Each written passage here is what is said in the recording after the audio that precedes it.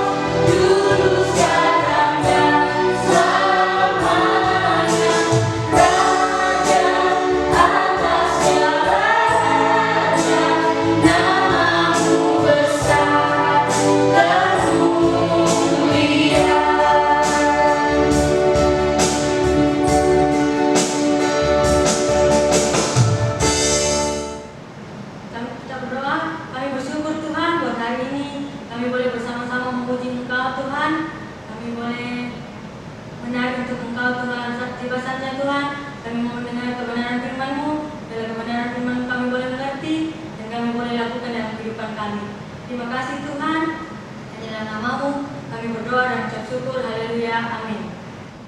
Shalom adik-adik, hari ini kita sama-sama mau belajar kebenaran firman Tuhan dari kitab 2 Samuel 6 ayat 1 sampai 23. Saya akan ceritakan bagaimana kisah tabut dipindahkan ke Yerusalem. Tabut dipindahkan ke Yerusalem. Kita sama-sama belajar kisah ini. Tabut ialah tempat penyimpanan atau peti kayu yang melambangkan kehadiran Tuhan. Ada di tengah-tengah umat Israel. Dan peti ini biasa berisikan barang-barang yang berharga. Dan tabut ini berisikan 2 loh batu yang bertuliskan 10 hukum Tuhan. Jadi tabut Allah yang dipindahkan ini ialah berisi hukum Tuhan, 2 loh batu. Raja Daud mengumpulkan sekitar 30.000 orang di antara orang Israel untuk mengangkut tabut ini dari Baale Yehuda. Dari Baale Yehuda, tabut tersebut diangkut untuk dibawa ke kota Daud, tempat Raja Daud. Dan nama tabut ini juga disebut Tuhan semesta alam yang bertata atas kerubim. Tabut ini disebut juga Tuhan semesta alam yang bertata atas kerubim. Dari rumah Abinadab, tabut tersebut diangkut yang di atas bukit. Rumah Abinadab yang di atas bukit, tabut tersebut diangkut. Anak Abinadab yaitu Usa dan Ahio ikut mengantar tabut tersebut dengan kereta. Usa berjalan di samping tabut tersebut, sedangkan Ahio berjalan di depan tabut tersebut. Dan seluruh orang Israel ketika beriring-iringan mengantar tabut tersebut, mereka menari-nari dengan sekuat tenaga di hadapan Tuhan. Diiringi nyanyian kecapi, gambus, rebana, kelentang, dan ceracap. Dan ketika tiba iring-iringan tersebut tiba di pengirikan Naklon, maka Usa anak Abinadab itu mengulurkan tangannya kepada tabut itu, kepada tabut tersebut, sehingga murka Allah turun ke atasnya, sehingga ia mati dekat tabut Allah itu. Dan ketika itu maka Daud marah kepada Tuhan karena Tuhan menyambar Usa sedemikian.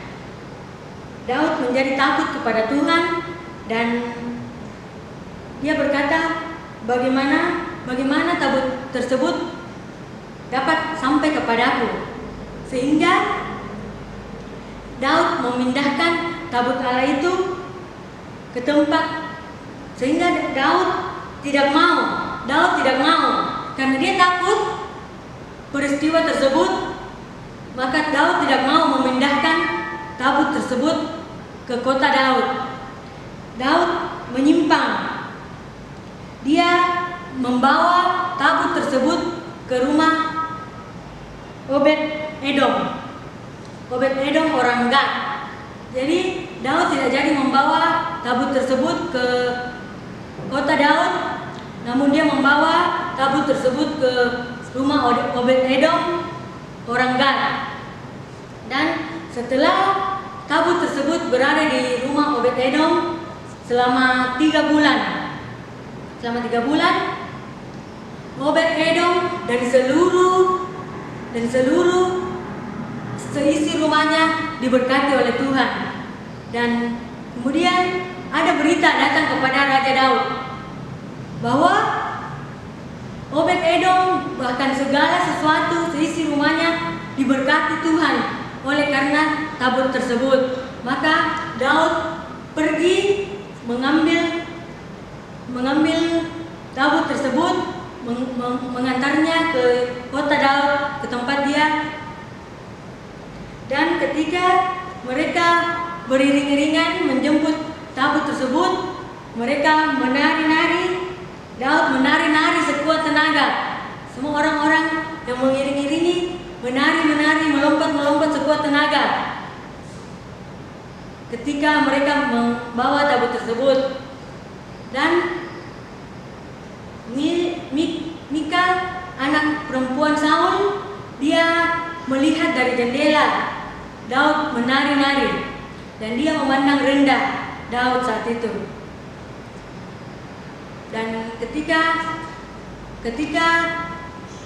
Mikal menegur Daud bahwa seorang raja melakukan hal yang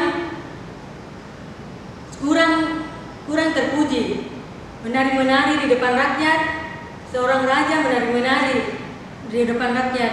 Namun Daud menjawab Mikal bahwa aku akan bisa melakukan hal bahkan yang lebih hina di hadapan Tuhan. Karena sukacita dia membawa tabut Allah itu. Karena tabut Allah tersebut adalah tanda kehadiran Allah. Jadi melalui cerita hari ini kita mau sama-sama belajar. Yang pertama, bahwa kita harus menghormati kehadiran Allah. Kehadiran Allah dimanapun kita berada, kita harus menghormati kehadiran Allah. Kita tidak boleh main-main. Seperti kisah ini, Usa dengan dia langsung mengulurkan tangannya memegang tabut Allah ini. Padahal itu tidak dapat dipegang oleh tangan kita. Itu tabut Allah dipindahkan dengan menggunakan tongkat, tidak dapat dipegang. Namun Usa memegangnya karena lembu-lembu tersebut yang mengantar tabut tersebut tergelincir. Dia langsung memegang dan saat itu juga dia mati di dekat tabut Allah. Jadi melalui cerita ini kita mau sama-sama belajar bahwa kita harus menghargai kehadiran Tuhan. Kita harus menghormati kehadiran Tuhan. Ketika kita di gereja, kita beribadah, kita harus menghargai, kita harus menghormati kehadiran Tuhan.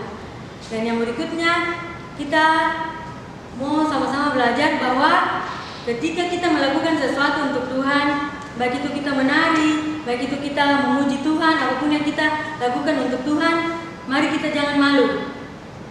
Sekalipun mungkin orang lain memandang kita rendah karena apa yang kita lakukan di hadapan Tuhan, namun kita berharga di mata Tuhan. Apa yang kita lakukan itu berharga di mata Tuhan. Biarlah melalui kisah ini kita boleh sama-sama belajar bahwa kita tidak perlu malu. Apa yang kita lakukan di hadapan Tuhan yang benar, kita tidak perlu malu. Kita melakukannya untuk Tuhan dengan sukacita. Biarlah kebenaran firman Tuhan ini boleh memberkati kita semua. Tuhan Yesus memberkati kita. Amin. Kita berdoa. Tuhan, kami bersyukur buat hari ini kami boleh bersama-sama mendengarkan kebenaran firman-Mu. Dalam kebenaran firman-Mu kami boleh mengerti dan kami boleh lakukan dalam kehidupan kami. Dalam nama-Mu kami berdoa dan ucap syukur. Haleluya. Amin. Sebelum kita mengakhiri pada kita, mari kita menyanyikan lagu doa yang tadi.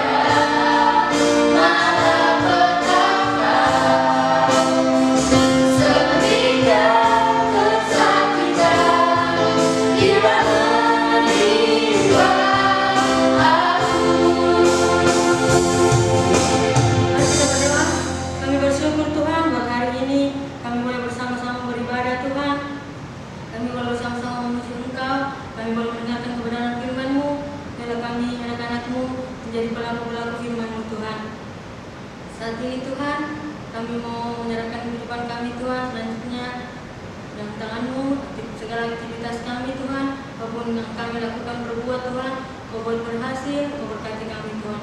Terima kasih Tuhan, kami bersyukur dan berterima kasih. Sekarang adik-adik yang di rumah, marilah kita mengangkat tangan kita, marilah kita menerima berkat Tuhan. Kiranya berkat daripada Allah Bapa, kasih sayang daripada Tuhan Yesus Kristus, dan penyertaan dari Roh Kudus senantiasa menjadi bagian kita mulai saat ini sampai selama-lamanya. Amin.